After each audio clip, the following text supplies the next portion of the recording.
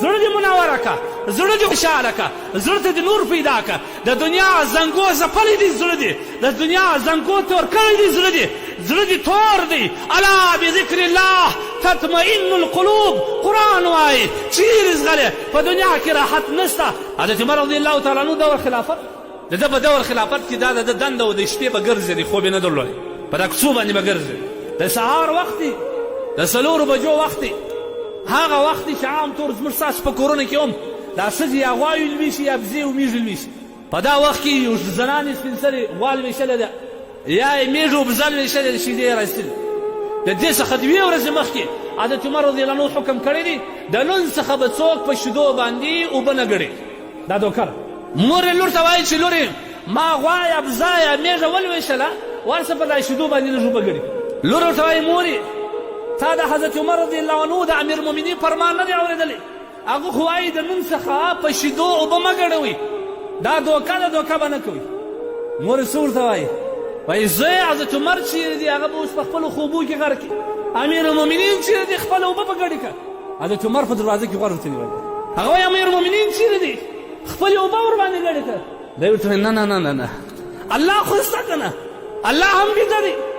الله داسې ذات دی چې نه خوب لري، نه لوږه لري، نه تنده لري. په هر حالت کې، په هر وخت کې، په توره شپه کې، په تور غار کې، په توره ډبره تور میږی ویني او د هغه د پښو کښار الله اوري.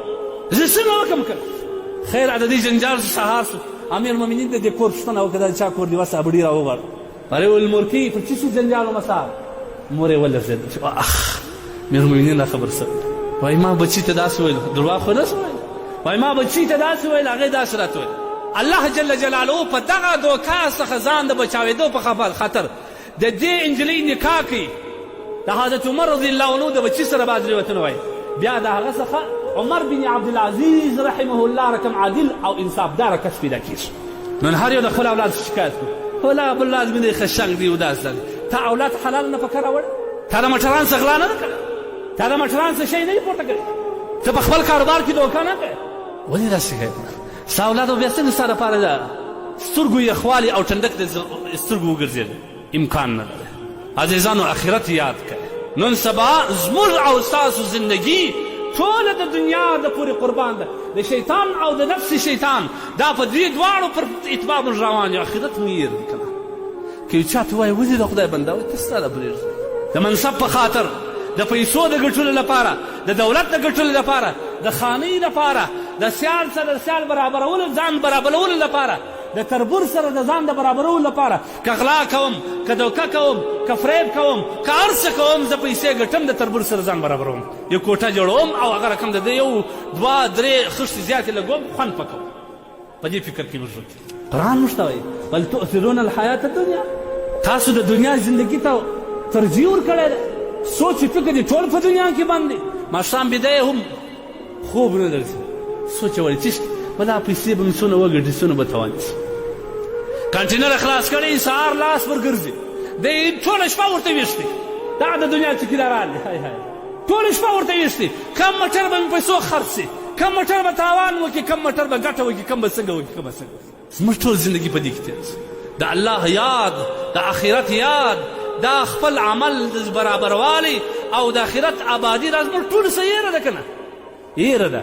مه کوئ زندګي سبق، د آخرت یاد وساتئ. د آخرت یاد په څه ساتل کېږي؟ نسخه یې هم نسخه الله موږ ته وایي والآخرة خیر و ابقا. نسخه یې دا ده هغه کسانو سره انډیوالي پیدا کړه چې هغوی سره آخرت یاد ورسره وي.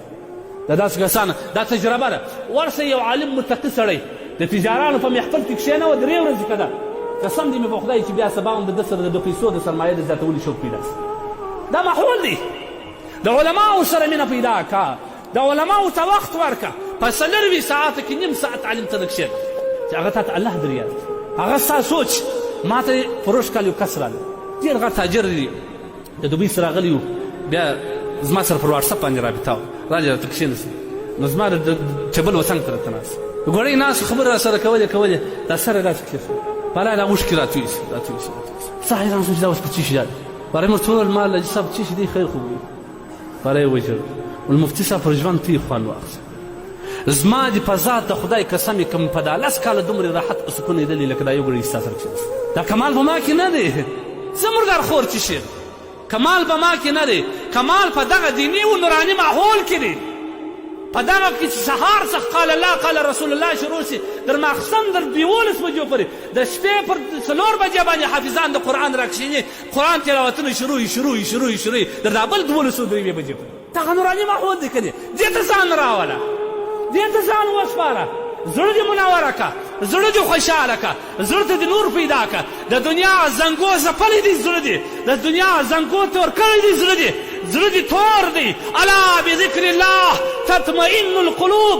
قرآن وایي چیرې زغلی په دنیا کې راحت نسته، په پیسو کې راحت نسته، په دولت کې نسته، په مسافرۍ کې نسته، د ملکو په میلو کې نسته. الا خبردار اګاه اوسه، بذکر الله تطمئن القلوب. د خدای په ذکر باندې، د الله په یاد باندې زړه اطمینان پیدا کوي، آرام پیدا کوي، سکون پیدا کوي، داسې سکون پیدا کوي چې غمونه به دې ټول یوسي.